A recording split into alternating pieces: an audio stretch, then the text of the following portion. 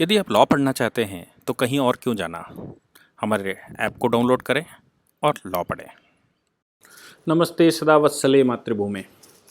हम लोगों ने पीछे चीन कैसे हमारी साजिश में फंसा और नरेंद्र मोदी की चालों से किस प्रकार से चीन फंस चुका है जब वो गलवान घाटी में आया, अभी जो उस पर चर्चा की थी, अभी दूसरी चर्चाएं हैं और लगातार मीडिया ये कह रही है, सरकार भी कह रही है, चीन की सरकार भी कह रही है कि हम पीछे वापस चले गए।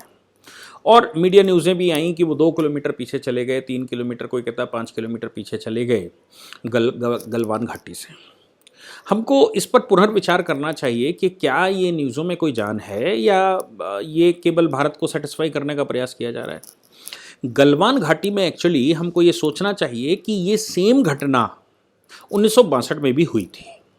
जुलाई का ही महीना था, इसी प्रकार से हमारा उनकी वार्ता हुई थी, इसी प्रकार से उनकी सेनाएं तब भी वापस गई थी 62 में, जुलाई में।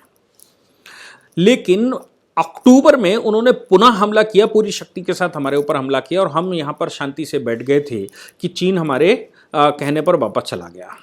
तब भी यही प्रकरण था कि वो अपने 2 प्रांतों, मैं ये दोनों के दोनों प्रांतों की बात कर रहा हूं, वो दोनों ही उसके अपने प्रांत नहीं थे। चाहे वो शिनजियांग की बात कर रहा हो, उसको ईस्ट टर्की, आज का टर्की नहीं, ईस्ट टर्की या ईस्ट तुर्किस्तान कहा जाता था, जिसको उन्होंने नाम बाद में बदलकर जिनशांग कर दिया। और दूसरा तिब्बत का क्षेत्र, जिसको जो स्वतंत्र क्षेत्र था, इन दोनों पर ही चीन ने कब्जा किया। इन दोनों के बीच में भारत का ये जो अक्साई चीन का पोर्शन आता है, ये अक्साई चीन का पोर्शन इनके 2 रास्तों को बंद करता है। इन 2 रास्तों को खोलने के लिए उसने ये युद्ध किया था और उसने कहा था कि ये तिब्बत का हिस्सा नहीं, जो गलवान घाटी की बात हो रही है, ये तिब्बत का हिस्सा नहीं, उसने कहा ये हमारे शिनजियांग प्रांत का हिस्सा है।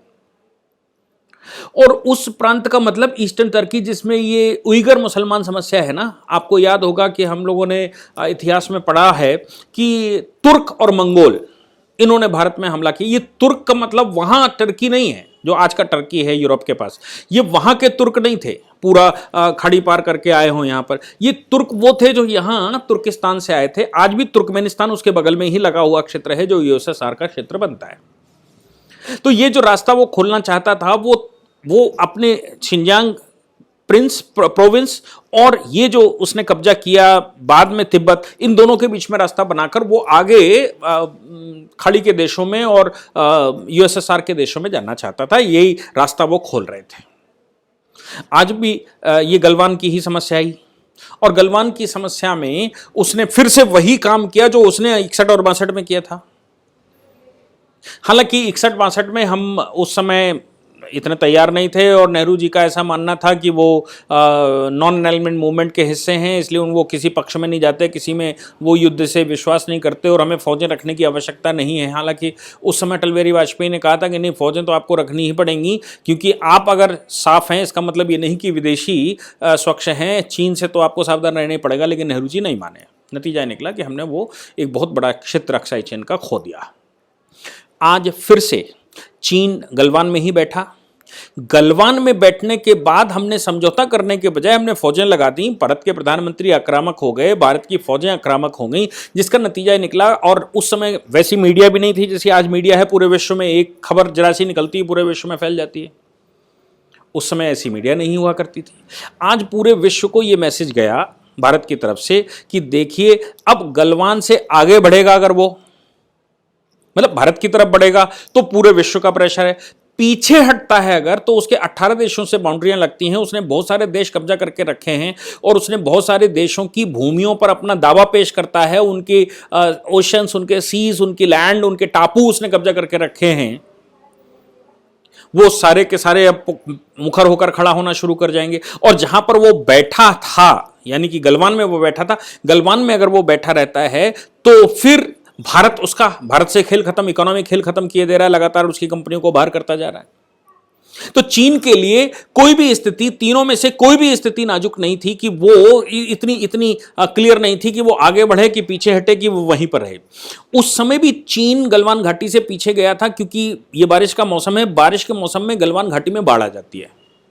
और इस बार भी मुझे लगता है कि ये जुलाई का महीना है, बारिश का मौसम है, बारिश के मौसम में वो बाढ़ आ जाती है और बाढ़ आने की वजह से उनके सैनिक डूब सकते हैं, वो बहाव में बह सकते हैं, क्योंकि वहां दो नदियां पैरेलल मिलती हैं, एकदम अपोजिट साइड में मिलती हैं। इसलिए चीन पीछे हटा। उसने समझौता भी किया, उसने तो 62 में भी समझौता किया था कि मैं पीछे जा रहा हूं, उसने इस बार भी समझौता किया कि मैं पीछे जा रहा हूं। लेकिन 62 में भी उसने अपनी फौजें, जो पीछे हटने के बाद अपनी फौजें इकट्ठी करनी शुरू कर दी थी। इस बार भी 2-3 दिन से खबरें आ रही हैं कि उसने अपने तोपखाने और उसने अपने विमान जेट्स और उसने अपने फाइटर जेट्स वहां इकट्ठे करने शुरू कर दिए हैं, वहां से कुछ दूरी पर, जहां से वो युद्ध कर सकता है। ये भी हम मान सकते हैं कि वो दिखावे का काम कर रहा है कि भारत को प्रेशर में, जैसे भारत ने अपनी सेनाएं लगा दी वैसे वो भी अपनी सेनाएं लगाकर प्रेशर में लेने की कोशिश कर रहा है। लेकिन उसने वहां पर एयर हॉस्पिटल्स भी बनाए हैं। एयर हॉस्पिटल्स कोई भी सरकार, कोई भी देश तभी बनाता है जब उसको आशंका है कि युद्ध होगा और कैजुअलिटीज होंगी, और उस कैजुअलिटी को संभालने के लिए, सैनिकों की रक्षा के लिए अपने को टीमें, अपने को डॉक्टर्स वहां बिठाने पड़ेंगे। चीन इस समय वो कर रहा है। हालांकि विश्व की परिस्थिति 62 वाली नहीं है। यह भी कह सकते हैं कि 62 में भी अमेरिका ने ही इंटरवीन किया था, और इस बार अमेरिका सीधा सीधा चीन के सामने खड़ा हुआ है साउथ चाइना सी में। साउथ चाइना सी एक बड़ा मलक्का, जो उनकी स्ट्रेट है जहां से वो पूरे विश्व का व्यापार या ईस्टर्न कंट्रियों का व्यापार करते हैं, उस स्ट्रेट पर ईस्ट एशिया के बहुत सारे देशों का रास्ता बनता है। बहुत सारे देश व्यापार एक दूसरे के साथ करते हैं, अमेरिका भी वहां से ट्रेड करता है। अगर वो चीन अपने कब्जे में पूरा का पूरा ले लेता है तो ईस्ट एशिया पर संपूर्ण रूप से नहीं तो 50% उसका कब्जा ट्रेड रूट्स पर हो जाएगा, और ट्रेड रूट्स पर कब्जा हुआ तो आप समझ लीजिए जो ट्रेड वॉर संसार में चल रहा है यूरोप, अमेरिका और चीन के बीच में, वो ट्रेड वॉर वहां पर चीन जीत जाएगा और अमेरिका अपने आप कमजोर होने लगेगा। इसलिए यूएस की भारत के साथ दोस्ती, हमारी दोस्ती उनके साथ या उनकी दोस्ती हमारे साथ, ये परिस्थितियों की भयंकर दोस्ती है। आज की परिस्थितियां ये हैं कि हम दोनों को साथ साथ आना पड़ेगा। भारत को साथ में लेना अति आवश्यक है। अगर अमेरिका भी युद्ध करता है तो भारत को साथ में लेना अति आवश्यक है, क्योंकि 2 विश्व युद्ध जो हुए, दोनों में भारत की विजय हुई। पहले विश्व युद्ध में भी भारत अंग्रेजों की तरफ से लड़ रहा था और जीते थे। दूसरे विश्व युद्ध में भी भारत अंग्रेजों की तरफ से लड़ रहा था, जिसने बड़ी भूमिका प्ले की थी वो विश्व युद्ध में, दूसरे विश्व युद्ध में। यानी कि हम अगर कहें कि दोनों विश्व युद्ध भारत ने जीते थे तो इसमें गलत नहीं होगा, भले ही हम गुलाम क्यों नहीं थे, भारत देश ने जीते थे। वो गुलाम था अंग्रेजों का या यूके का, लेकिन जीते हम थे, क्योंकि मेजर आर्मी उसमें हमारी लड़ रही थी। यूके सिंबॉलिक युद्ध पर था, हकीकत में तो लड़ाई भारतीय सेना लड़ रही थी। इसलिए अमेरिका भी अगर चीन से युद्ध करना चाहता है और इस युद्ध की परिस्थितियां बन रही हैं, तो फिर अमेरिका को भी भारत का साथ चाहिए ही चाहिए। एशिया में अगर युद्ध लड़ना है तो बिना भारत के एशिया का युद्ध हो ही नहीं सकता। जब यूरोप में 2 युद्ध हुए, उन 2 यूरोपियन युद्ध में भारत की भूमिका थी, तो एशिया में अगर युद्ध होता है तो बिना भारत के युद्ध हो ही नहीं सकता। और जिस तरह से चीन विस्तारवाद की नीति पर है, तो चीन इस समय हमारा दुश्मन नंबर 1 है। यानी कि चीन से हमें उतना जितना खतरा है संसार में इस समय, किसी भी कंट्री से हमको उतना खतरा नहीं है। और जब हम 62 की लड़ाई की याद करते हैं तो चीन उसी परिस्थिति पर आज भी उसी चाल से चलना चाहता है जिस चाल से उसने 62 के युद्ध में हमसे भूमि कब्जा कर ली थी, अक्साई चीन की। अब देखना यह है कि अमेरिका जो इस समय साउथ चाइना सी में नेवल एक्सरसाइज कर रहा है जापान के साथ, भारत, जापान और अमेरिका नावल एक्सरसाइज कर रहा है, और अमेरिका के जो सबसे बड़े 3 युद्धपोत हैं वो इस समय साउथ चाइना सी में है। अंडमान का जो हमारा सी है, अंडमान सी पर हमारी फौजें भी वहां पर जा चुकी हैं, और हमारी फौजों ने उन फौजों के साथ नावल एक्सरसाइज शुरू कर दी है।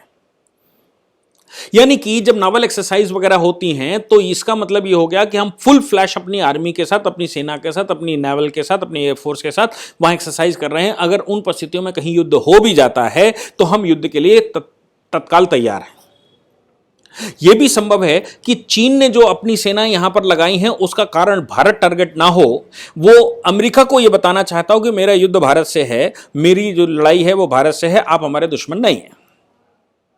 और यह भी संभव है कि युद्ध अमेरिका से उधर टारगेट होगा तो उसको मालूम है कि भारत भी एक्साइ चीन को वापस लेने के लिए आएगा। चूंकि भारत ने अमेरिका के साथ इस समय खड़ा हुआ है, इसलिए यह संभव है कि इस क्षेत्र में जो अरुणाचल का क्षेत्र बनता है, अरुणाचल से लेकर और जिनशांग तक, वो पूरा क्षेत्र हमारा बॉर्डर लगता है और उस पूरे क्षेत्र में हमारी जो फौजें हैं वो अलर्ट हैं, पूर्ण रूप से अलर्ट हैं कि चीन अगर किसी भी स्थिति में बिना अमेरिका मेरा साथ ना दे तो भी हमारी फौजें तैयार हैं युद्ध लड़ने के लिए। और ये 62 का भारत नहीं है। जब 67 का भारत, 67 में ही हम युद्ध जीत चुके थे, तो 67 में हमने थोड़ी तैयारी की थी, 62 के बाद 67 5 साल ही तैयारी की थी और 67 में हमने युद्ध जीता था। तो अब तो 2014 है जिसमें हम पूर्ण रूप से अब तो 2020 है जिसमें पूर्ण रूप से हम तैयार हैं।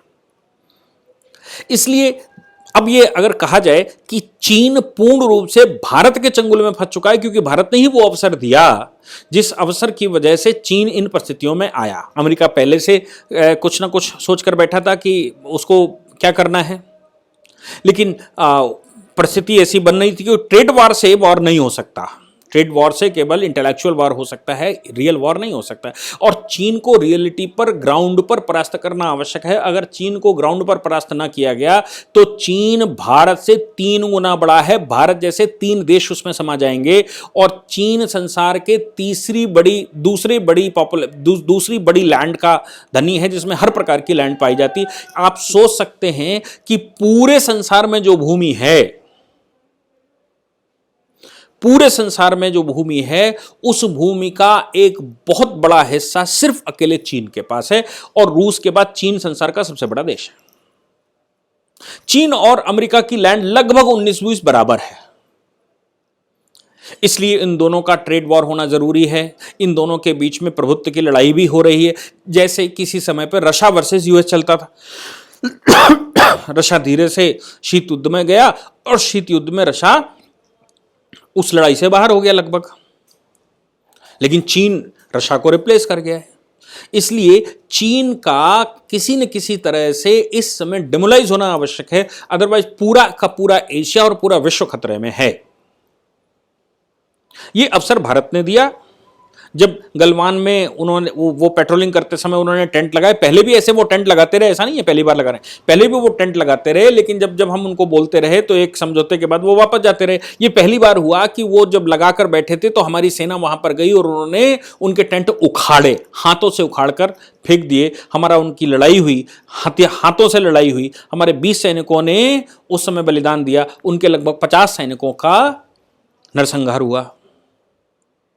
और इसके बाद पूरे विश्व को मैसेजेस गए। इन मैसेजेस में सबसे महत्वपूर्ण जो बात आती है वो ये है कि इस पूरे अवसर को, जो इस समय विश्व युद्ध की तरफ है, उस पूरे अवसर को प्रदान करने का श्रेय अगर किसी को जाता है तो वो श्री नरेंद्र मोदी जी को जाता है। उन्होंने पूरे विश्व को एक्टिव कर दिया और पूरे विश्व में चीन आज की तारीख में अलग थलग पड़ गया है। ऐसी परिस्थिति में अगर विश्व युद्ध होता है तो ये जो नॉवल एक्सरसाइज चल रही है, इसमें अमेरिका, ब्रिटेन, जापान और इंडिया ने पार्टिसिपेट ऑलरेडी कर दिया है। इसलिए ये एक तरफ के ग्रुप्स डिसाइड हो गए हैं कि ये ग्रुप्स एक तरफ रहेंगे। दूसरी तरफ अगर विश्व युद्ध होता है, तीसरा विश्व युद्ध, तो चीन रहने वाला है और चीन के साथ पाकिस्तान नो डाउट रहेगा, उसके साथ नॉर्थ कोरिया रहेगा और उसके 2-4 और भाई बंधु रहेंगे। ये 3-4-5 धुरी राष्ट्र बनेंगे और ये धुरी राष्ट्र मिलकर ये तय करेंगे कि इनको हारना है कि जीतना है। अब इसमें जो महत्वपूर्ण भूमिका रहेगी, हर बार के युद्ध की तरह की महत्वपूर्ण भूमिका रहेगी रशिया की, कि रशिया किस तरफ जाता है। अगर रशिया चीन की तरफ जाता है तो रशिया को खुद खतरा है कि चीन उस पर कब्जा कर सकता है अगर चीन जीत गया तो, क्योंकि उनकी बाउंड्री पर भी चीन का खतरा है। और रशिया अगर यूएस के साथ जाता है तो समीकरण ही अलग होगा। और रशिया अगर तटस्थ रहता है तो भी अमेरिका वर्सेस चीन रहेगा। तो अमेरिका वर्सेस चीन रहेगा, भारत की सेनाएं भारत अमेरिका के साथ रहेगा, क्योंकि चीन जिस प्रकार से रशिया का दुश्मन है उसी प्रकार हमारा भी चीन दुश्मन है। जिस प्रकार रशिया को खतरा चीन से है उस प्रकार हमको तो पूर्ण रूप से खतरा चीन से है। यहां तक कि हमारी चीन ने एक 40,000 किलोमीटर से ऊपर की भूमि, 40,000 स्क्वायर किलोमीटर से ऊपर की भूमि कब्जा करके रखी है, जो हमें वापस चाहिए। इसलिए अगला वाला विश्व युद्ध अगर हुआ और परिस्थितियां ऐसी बन रही हैं, क्योंकि चीन को जवाब देना मुश्किल है, चीन के पास अब एक ऑप्शन रह गया कि वो युद्ध करे, अदरवाइज वो बिना युद्ध के ही अपनी सीमाएं खोना शुरू कर दे, क्योंकि छोटे छोटे जो देश जिन पर उसने कब्जा करके रखा है, जिनके टापुओं पर कब्जा करके रखा है, वो भी आंख दिखाना उन्होंने शुरू कर दिया है। विश्व के बहुत सारे देशों ने उनके ऐप बंद करने शुरू कर दिए, इकोनॉमिक स्ट्राइक करनी शुरू कर दी है, उन्होंने ऐप स्ट्राइक करनी शुरू कर दी है, उन्होंने ट्रेड स्ट्राइक करनी शुरू कर दी है। तो अब चीन के पास एक ही ऑप्शन है, या तो वो बैकफुट पर जाए और घर में बैठ जाए, और या फिर वो युद्ध करे। तो ये युद्ध विश्व युद्ध की तरफ जाएगा। और अगर वो भारत से सीधा युद्ध करता है, जैसे वो डरा रहा है कि हमने सेनाएं इकट्ठी करनी शुरू कर दी, इसका कारण एक और हो सकता है कि आप अमेरिका के नजदीक जाने से रुकिए। आप अमेरिका के नजदीक जाएंगे तो हम आपके बॉर्डर पर युद्ध करके 62 रिपीट कर देंगे। वो भूल जाता है कि 67 भी हो चुका है। इसलिए ऐसी परिस्थिति में ये जो पूरा का पूरा सिनेरियो चल रहा है, इस पूरे सिनेरियो में मुझे लगता है कि भारत के प्रधानमंत्री एक क्रूशियल रोल प्ले करने वाले हैं और कर रहे हैं। मुझे लगता है कि अगर युद्ध हुआ तो हर हालत में चीन परास्त होने वाला है, और चीन परास्त होगा, चाहे वो अमेरिका से परास्त हो, चाहे वो इंडिया से परास्त हो, चाहे किसी और देश से परास्त हो, बिना इंडिया की सहभागिता के वो संभव नहीं है। इसलिए फिर से विजय इंडिया की ही होने वाली है। धन्यवाद। इस पूरी ऑर्गेनाइजेशन को चलाने के लिए आप नीचे डिस्क्रिप्शन से हमारे ऐप को डाउनलोड कर सकते हैं, जिससे कि लॉ स्टूडेंट्स को, लॉयर्स को और आम आदमी जो लॉ जानना चाहता है वो पेड क्लासेस का लाभ ले सकता है।